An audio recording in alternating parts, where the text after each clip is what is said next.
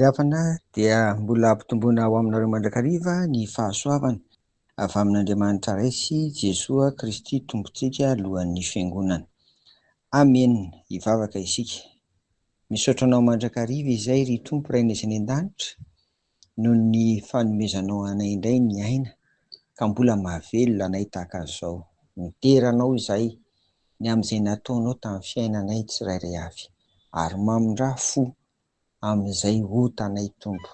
Fanahinao masina ny asa ty anatinay tsirairay avy ary mba hahatonga anay ho tena mpanomponao tokoa amin'ny anaran'i Jesoa. Amen. Araka ny efa noresahanao omaly ry havako dia toizantsika anio ny mikasika ny Elia araka ny hita ao amin'ny Mpanjaka voalohany toko faha 20 indray. Toko faha 17 no noresantsika omaly. Tiana hatrany ny mananontranitra fa tsy miala amin'ilay lohahevitra amin'ity volana ity isika dia ny hoe lehibe ny fiandrianan'Andriamanitra ka ny Andriamanitra hivavahan'ny olona kanefa tsy manana an'izany fiandrianana izany no diniantsika indray amin'ny herinandro ity. Tafahoana tamin'ny Ahaba ihany i Elia mpaminany. Ahaba dia mpanjaka ary havana.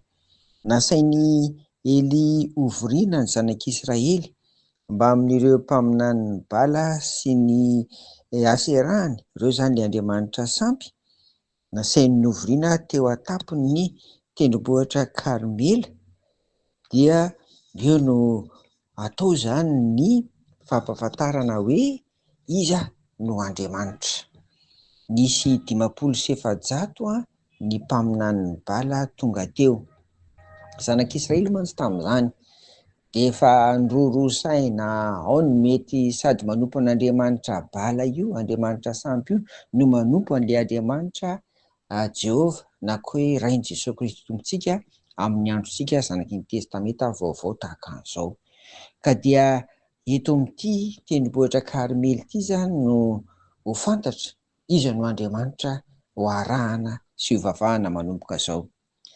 Dia nasain'ny Elia samy manao fanatitra vato tombolahy iray avokoa na ny mpaminan'ny Bala na izy mpaminan'Andriamanitra, ary tsy asiana afo fa samy mangataka amin'ny Andriamaniny avy mba handatsaka afo handoro ny fanatitra.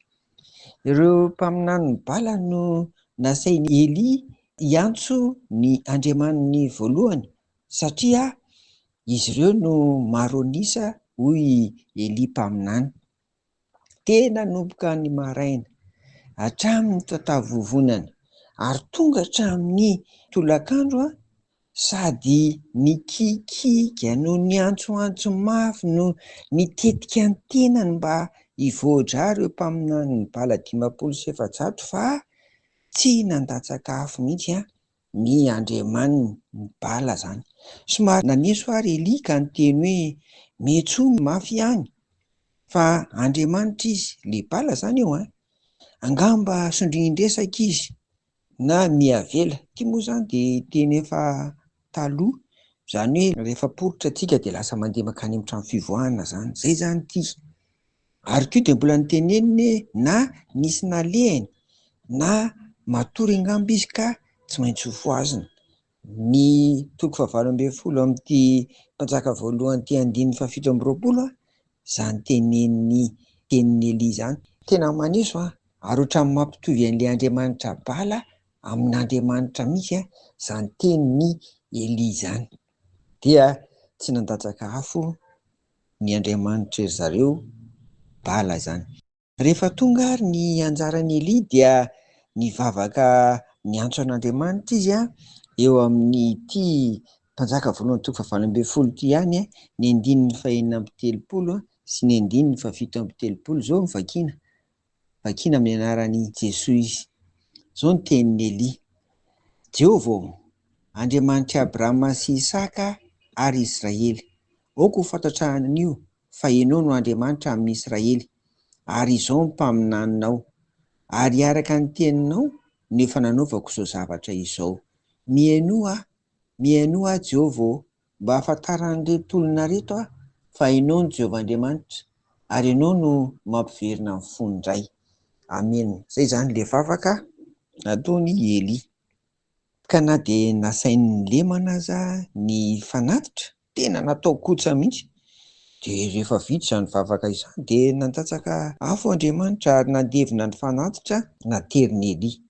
Ary raha nahita izany ireo olona marobe tonga teo dia nikohaka ka nanao hoe: Jehova, izy no Andriamanitra. Fa nikepolona lehibe izany amin'ity mpanjaka voalohan'ny tomba valo ambin'ny folo ity ihany ka ny andininy fa 7 no ahitantsika an'izany. Ry havana, ny Andriamanitra Bala dia hitantsika eto fa tsy afaka nandevina ny fanatitra, tsy afaka nanome afo. Noho izany ny Andriamanitra Bala izany dia hitantsika eto fa mitovy amin'ireo andriamanitra sampy izay tsy manana fiandrianana. Inona ilay izy? Tsy manana fahafahana hanao ny zavatra tahaka ny tondo izany. Izay izany dia anjarantsika taranaka ankehitriny izao izany no mijery koa hoe iza ary na inona ny Andriamanitra Bala mbola topoin'ny olona amin'izao androntsika izao, ary topoiny ataony mitovy na mihoatra mihitsy amin'Andriamanitra Rainy Jesosy Kristy Tompontsika. Ny hamantarana ilay Andriamanitra ny Bala izany dia izao voafetra ny zavatra ataony. Ohatra fotsiny ny volany mbola ataon'ny olona Andriamanitra, fa na iza maty tsy afaka mitondra vola na dia ary. Na inona ataon'ny olona, ny vola tsy mahavidy ny fiainana mandrakizay. Voafetra izay izany izy, ka mbola maro ny Andriamanitra Bala amin'izao androntsika izao, ka mila mitandrina isika ry havana dia mahireza ary indrindra maiza mifidy manompo an'Andriamanitra Rainy Jesosy Kristy Tompontsika. Amen. Mivavaka ary isika.